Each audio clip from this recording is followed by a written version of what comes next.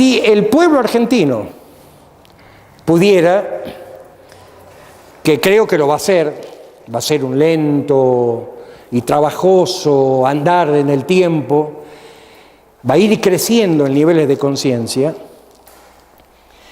porque además no hay pueblos en la historia de la humanidad que se suiciden en masa, holocaustos, autoholocaustos, no existen.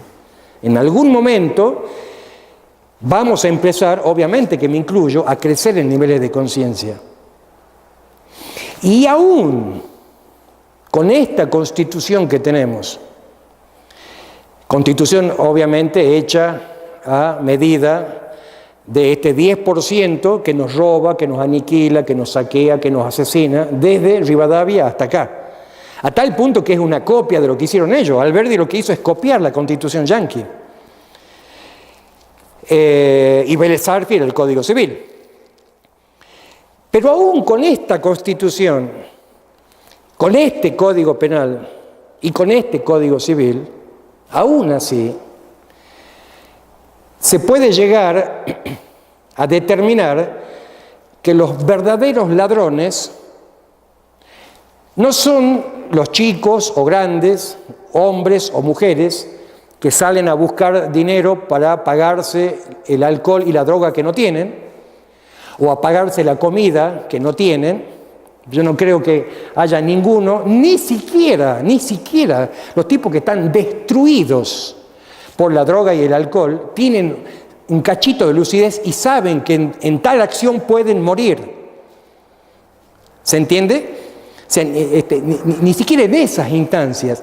Pero empezar a discernir que los verdaderos ladrones, que los hay, y alrededor de 4 o 5 millones de ladrones hoy en Argentina, no son esos que salen a buscar plata para comprar droga, para comprar alcohol o para comprar lo que fuese. Porque tampoco, digamos, es para ir a comprar un piso, no sé, frente a la Casa de Gobierno acá en Tucumán.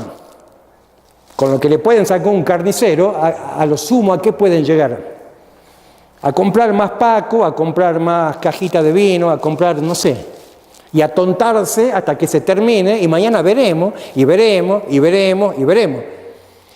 Mientras tanto, viven en una chocita y violan a sus propias hijas, las hijas tienen hijos que son hijos y nietos a la vez, y de esa desmesura, de esa atrocidad, ¿qué esperamos nosotros conseguir? Amparados por el Estado, además. ¿Qué esperamos? Los pocos que pueden llegar a la escuela estudian la historia que escriben ellos y que deforman la realidad y que no les ayudan a pensar y a saber por qué pasan las cosas que pasan, cuáles son las causas de nuestros males. Entonces, fíjense ustedes, Macri, presidente argentino, acaba hace algunas horas, de justificar el asesinato de un tipo que fue supuestamente a robar, porque hasta acá tampoco hay testigos, supuestamente a robar, y si fue a robar para drogarse, o para que coman los hijos, a justificar eso. Porque claro, Macri defiende, ¿qué quiere decir Macri? Ojo, no atenten contra la propiedad, porque van a terminar muertos o presos.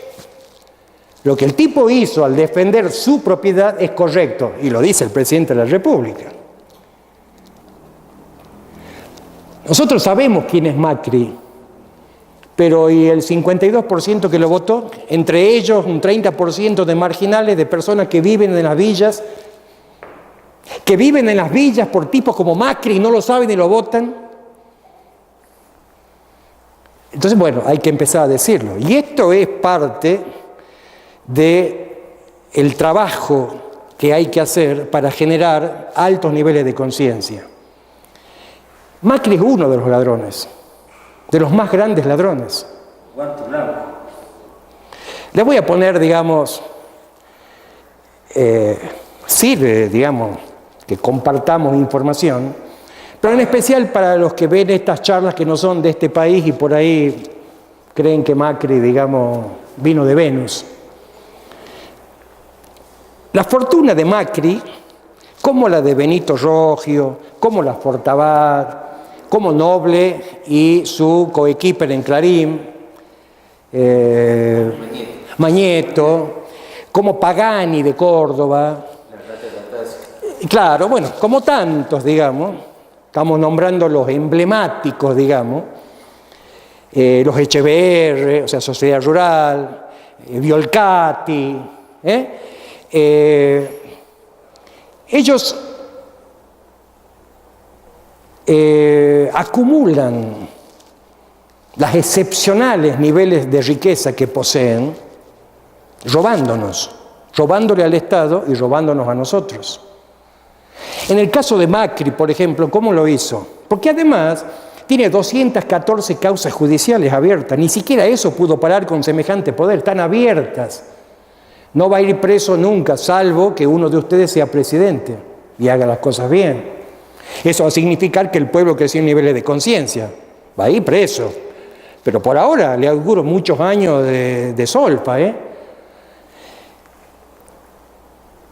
Hay algunas medidas o disposiciones que aprovecharon, muchas de ellas incluso escritas e impulsadas por ellos mismos, esa burguesía gorila, antiperonista, antipueblo, que empezó a tener sus primeros pesos gracias al gobierno peronista de los 40 a los 50, porque quien crea las bases para que exista la burguesía como clase es el peronismo.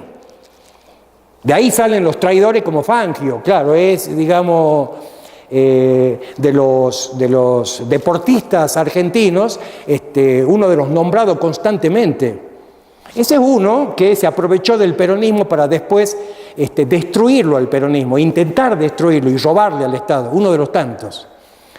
Pero ¿cómo hizo Macri? En connivencia con ese sector de la burguesía y Cavallo, representante, por supuesto, de los intereses estadounidenses y de cualquiera que sea anti-argentino y quiera robarnos, estatiza la deuda de ellos, la deuda privada. Cavallo al frente del Banco Nación, año 82. Estos tipos, ¿qué hicieron? Sacaron préstamos sin garantía y la garantía la terminó poniendo el Estado. El Estado estatizó la deuda de ellos. Y el Estado se hizo cargo, nosotros, de la deuda de ellos. Ellos sacaron millones de dólares de préstamo en la banca internacional, privada, y también argentina, y no quisieron pagarla para incrementar su patrimonio, y los 30 millones de argentinos, que la vemos pasar a todas, salvo en un gobierno peronista, todavía estamos pagando parte de esa deuda.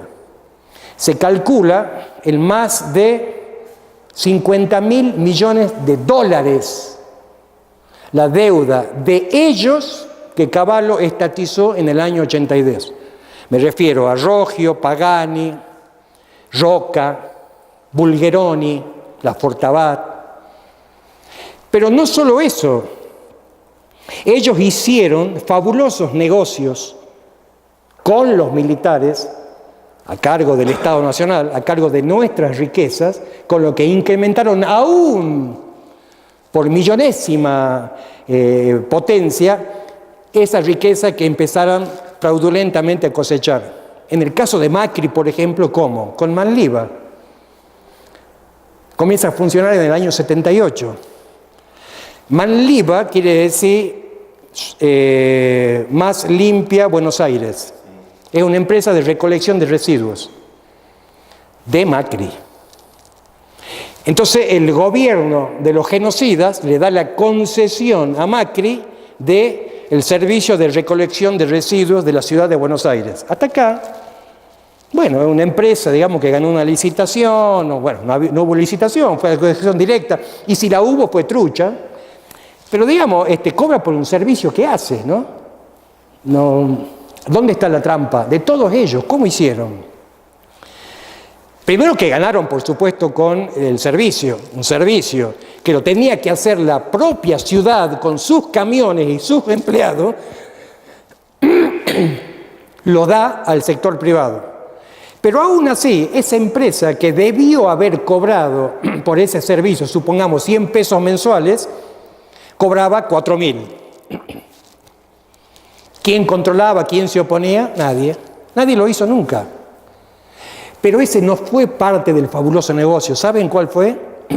El contrato. Según el contrato, la ciudad de Buenos Aires se comprometía a darle a Manliva todos los días primero de mes, y si el día primero de mes era inhábil, el primer día hábil siguiente, 100 litros de combustible para que funcionen los camiones recolectores. El tipo de la ciudad de Buenos Aires que tenía que autorizar y entregar el vale para que Manliva cargue los 100 litros de combustible, digo 100 litros para que se entienda, de combustible, se olvidaba. Le agarraba un ataque de amnesia. Se olvidaba que ese día tenía que autorizar. Se olvidaba porque Macri le daba $200.000 y le decía, aparece dentro de una semana. No firmes nada. A la semana que se vencía el plazo que figuraba en el contrato, aparecía este tipo y firmaba el vale y entregaba el combustible. ¿Qué hacían los asesores legales de Macri? Todo esto, por supuesto, que estaba hablado previamente. Presentaban en la justicia un reclamo por incumplimiento de contrato, que por supuesto se ganaba fácilmente. Acá dice que tiene que ser el primer día hábil de cada mes y me dio el vale de combustible el día 20. Me generó un perjuicio enorme. Era por supuesto un juicio que se perdía. ¿Cuánto pagaba la ciudad por ese juicio perdido? Lo que gastaba pagando el servicio de recolección en 10 años. Pero eso que hizo el padre de Macri y Macri con Manliva, lo hicieron todo lo que yo les nombré y lo que no les nombré, con todas las obras y todas las concesiones que se hicieron en toda la República Argentina. ¿O cómo creen ustedes que la señora Fortabat hizo semejante cantidad impresionante de dinero construyendo las autopistas para el Mundial 78? Ella tenía la cementera Loma Negra, pero eso solamente explica, digamos, que haya sido una de las personas más ricas de América. Exactamente de la misma manera, el gobierno de la nación o de la provincia de Buenos Aires o de la ciudad de Buenos Aires, según donde fuese la autopista, porque además ahí fue otro negociado atroz. Había que indemnizar a todos los propietarios de las casas que se expropiaron para que pase la autopista por ahí. Y bueno, pues esto ya lo hizo Mitre 100 años antes. ¿Se acuerdan que yo les conté cómo hizo Mitre? ¿Cómo pagó Mitre la expropiación de las tierras que le regaló a los ingleses para hacer las vías del ferrocarril de Buenos Aires a Córdoba? Vendiendo las mejores tierras de Santa Fe, tierras del Estado. Y ahí comienza, o ahí se potencia, digamos, la estructura como clase de la oligarquía. Acá hicieron exactamente lo mismo. Bueno, hay que pagarle a todos los que viven en ambos costados de donde va a pasar la autopista, por la avenida San Juan, para los que conozcan Buenos Aires, una de las autopistas. ¿Cuánto se evaluó cada una de las casas, de las propiedades? ¿Cuánto se dio realmente? Pero hay otro problema ahí. Problema para los argentinos, claro. La ciudad de Buenos Aires, supongamos, o la provincia de Buenos Aires, estaba obligada por el contrato firmado a tal efecto de entregar X cantidad de dinero para que la obra continúe, para comprar cemento y lo que hiciese falta, no sé. Y eso tenía que ser todos los días 25 de cada mes. El día 25 la autoridad competente que tenía que autorizar no estaba, se quebró la mano, se fue, andaba con una mineta, no lo encontraba nadie, aparecía en Hong Kong mandando un telegrama de joda, no estaba. Aparecía a los 20 días. ¿Qué hacía Fortabat? Un juicio por incumplimiento de contrato, pero ganaba mucho más con estos juicios ganados por incumplimiento de contrato. Así lo saquearon al Estado, así lo vaciaron al Estado. Eso hicieron con Ferrocarriles Argentinos. Eso hizo Macri además con el correo. que es un negocio a donde hizo exactamente lo mismo. Y todavía hoy está haciendo lo mismo, entre otras tantísimas cosas, con Pago Fácil. Es una empresa de él.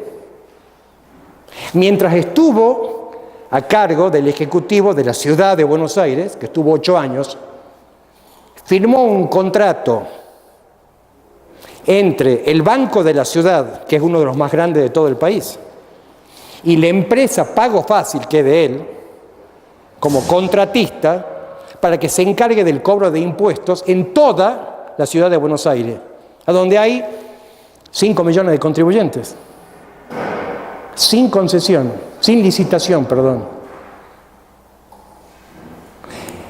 Y ese contrato que liga a Pago Fácil con la Ciudad de Buenos Aires es por 30 años. No se cumplió ni un cuarto, 30 años. Entonces, fíjense ustedes, si Macri podrá decirle delincuente, asesino o ladrón a ese tipo que fue a buscarlo al carnicero para sacarle 2 pesos para droga o para alcohol. Podríamos hablar de Sturzenegger. Sturzenegger es en este momento el presidente del Banco Central, conocido por su afiebrado odio al peronismo,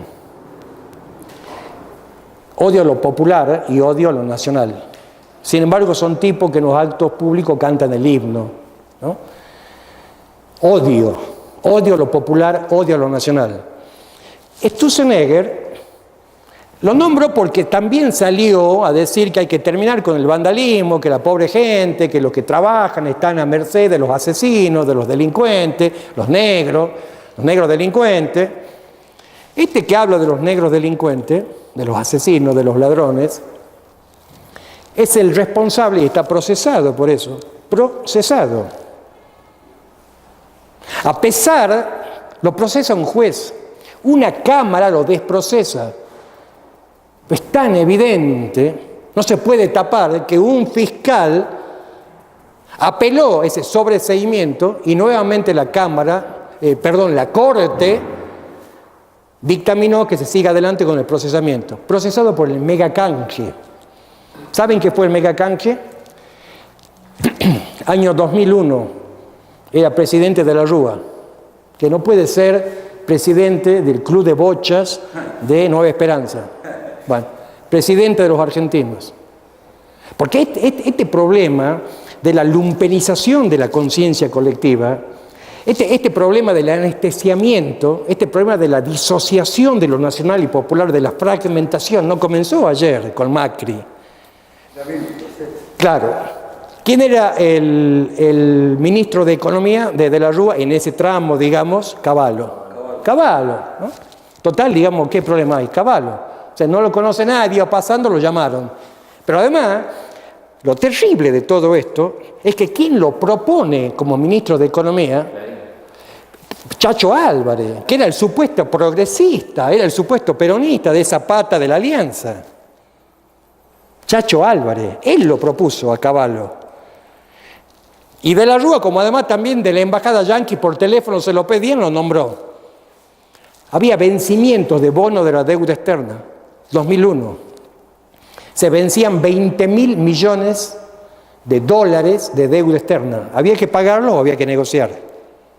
¿Quién era el secretario de Actividades Económicas del gobierno de la Rúa, dependiente de la Rúa y de Cavallo? Sturzenegger. Sí, nos conocemos todos. Sturzenegger. Y él fue el que planificó y llevó adelante la negociación por el megacanje, por el que está procesado. ¿Qué fue el megacanje? Esos 20.000 millones de dólares que se vencían, dijeron, él era el vocero, no podemos pagarlo. No hay un peso en el Tesoro Nacional de la República Argentina. No podemos pagarlo. Bueno, pero ¿y qué proponen ustedes? Bueno, financiarlo a largo plazo, para poder pagarlo. ¿Cómo terminó eso? Lo llevaron hasta el año 2030. Esa deuda que vencía en el 2001, ahora vence en el 2030. Pero no son 20.000 millones de dólares. Son 65.000 millones de dólares, esos 20.000. Pero no solo eso. Eso generó comisiones legales para los bancos que intervinieron. Y acá está, porque son robos grandes, descabellados. Estamos hablando de 40.000 millones de dólares en un solo acto administrativo, pero no se privan de nada. Porque además se roban la lapicera con la que firmaron, la goma con la que iban a borrar, la hicieron, estuvieron sentados, se llevan todo. Hay bonos de esos que vencían en el 2001 que ya estaban en poder de los bancos intervinientes. ¿Se entiende? Los tenían ellos. Pero se pagaron 300 millones de dólares de comisiones a los bancos que participaron. Quiere decir de que los bancos se pagaron comisiones ellos mismos. Es insólito. Es insólito. Cobraron 2 veces comisiones por algo de lo que no participaron. ¿Qué es lo más terrorífico de todo esto? Uno de los que piloteó como presidente de un banco extranjero en ese momento y que se llevó una de las mayores comisiones, en ese momento representaba al banco Societe Suisse, o sea, Banco Societario de Suiza, me imagino, era David Mulford, negro, no negro como yo, de indio, sino negro de raza negra, que hasta hace un año había sido embajador de los Estados Unidos en Argentina. Dejó de ser embajador y, oh casualidad, cayó como presidente de un banco radicado, ¿dónde? En Argentina. Y ese negro, de los 300 millones de dólares de las comisiones que los bancos robaron, se llevó una cometa de 100 millones. David Mulford. Bueno, son buenos tipos, hablan de democracia, de derechos humanos, del valor de la vida, ¿no? Del respeto. Del diálogo, no te olvides. Claro, del diálogo. Lo que demuestra, además, volviendo a un tema que ya analizamos, pero que es de alguna manera recurrente, que no hay razas superiores. La raza blanca no es superior a la raza negra, ni la raza india a la raza amarilla, o para decirlo de otra manera, hijos de puta hay en toda raza, lo demuestran de la raza negra, David Mulford y Obama, por ejemplo. Por supuesto, el poder siempre lo tienen los rubios, ¿no? Salvo lo que hacen un curso extensísimo y posgrado de forrismo, como Mulford, pueden ocupar, digamos, puestos de jerarquía como embajador en un país del tercer mundo. Este es Sturzenegger, el que habla de delincuentes, el que habla de mano dura, el que dice hay que escarmentar al negro. El negro viene por lo tuyo, vos te lo ganaste trabajando. Sí, es muy posible que el carnicero se lo haya ganado trabajando 10, 14 horas por día. Ahora, sin una planificación económica basada básicamente en el consumo, en el salario, en las paritarias, en el desarrollo, en el crecimiento, como fue el de Cristina Kirchner, no le hubiese comprado carne nadie y se hubiera fundido. O sea, no bastaba el trabajo de él. Hacía falta además un mercado. Hoy las carnicerías están vacías. Yo creo que además él va a matarlo a ese tipo que le fue a sacar plata para el Paco, supongo, porque no vivió para contar por qué fue, digamos. ¿Qué tal si era para el remedio de su beba? Pero digamos, es muy posible que haya actuado no solo por el resentimiento y el odio, porque a alguien le viene todo esto, entre comillas, a quitar lo que él se ganó trabajando, sino porque además él lo votó a Macri y Macri aplica una política opuesta a la de Cristina Kirchner y ahora no le entra a comprar nadie en la carnicería. Entonces el resentimiento lo pone re loco, porque no se puede proceder de esa manera en una situación de esas características. ¿Se entiende? No apareció el arma del agresor. No fue a encañonarlo al hijo bebé, digamos. Pero además, como decíamos al comienzo de esta charla, hay que estar en ese lugar. No sé cómo reaccionaría yo si uno de mis bebitos, digamos, sufre un apremio de esas características. Pero ¿quiénes fueron a patearlo, a matarlo a golpes abajo del auto? Eran tipos que iban pasando, que estaban ahí. Capaz que son buenos padres, ¿no? Pero evidentemente, hay una absoluta desconexión que no les permite digamos, la historia del pueblo argentino, que no les permite ver cuáles son las causas de nuestros males. ¿Por qué nosotros estamos en esta situación hoy? Y como no les permite ver, actúan de esa manera que actuaron. Y le dan plafón, además, para que Macri ahora instale bases militares yanquis. Con el verso del narcotráfico, en cualquier momento, tanto en el litoral como en nuestra Patagonia, va a haber bases militares yanquis. Y se acabó, ¿eh? Ya a partir de ahí no hablemos más. Porque ya además, no solo son los dueños de la estructura cultural que maneja, digamos, nuestro presente y futuro, van a ser dueños además del territorio. O sea, ejércitos de ocupación. De tal manera